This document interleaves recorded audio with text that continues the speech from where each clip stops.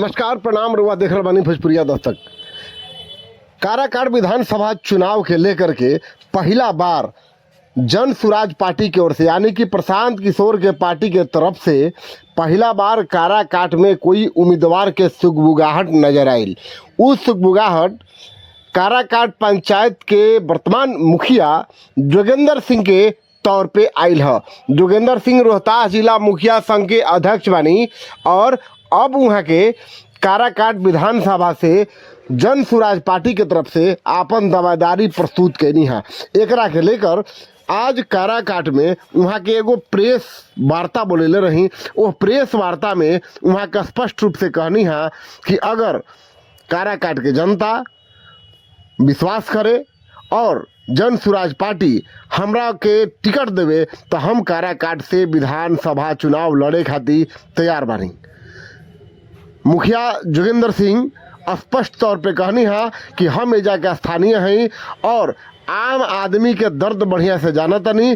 काराकाट विधानसभा के तमाम लोग के, चाहे वो काराकाट प्रखंड होके, विक्रमगंज प्रखंड होके और चाहे संझौली प्रखंड होके, तीनों प्रखंड के लोग के दुख सुख के हम बढ़िया से समझतनी और एहिजा से हम राजनीति कैले बानी।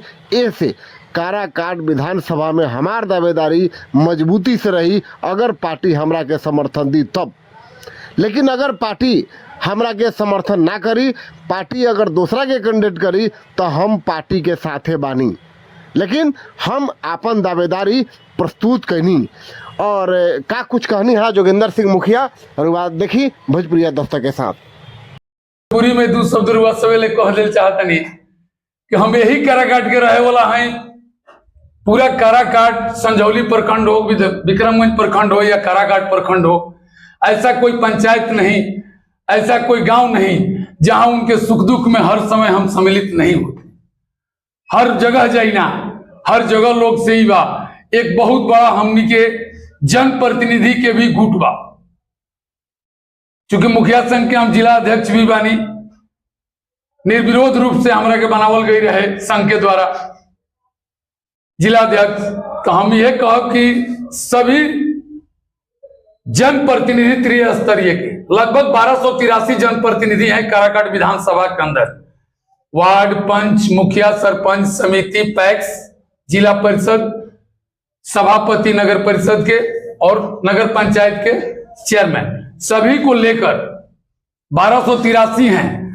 मैं आप लोगों को विश्वास दिलाता हूं कि हम लोगों का जनप्रतिनिधि का जो त्रिस्तरीय पंचायत का गुट है, इसमें लगभग 1000 जनप्रतिनिधि हम लोगों के गुट में एक साथ।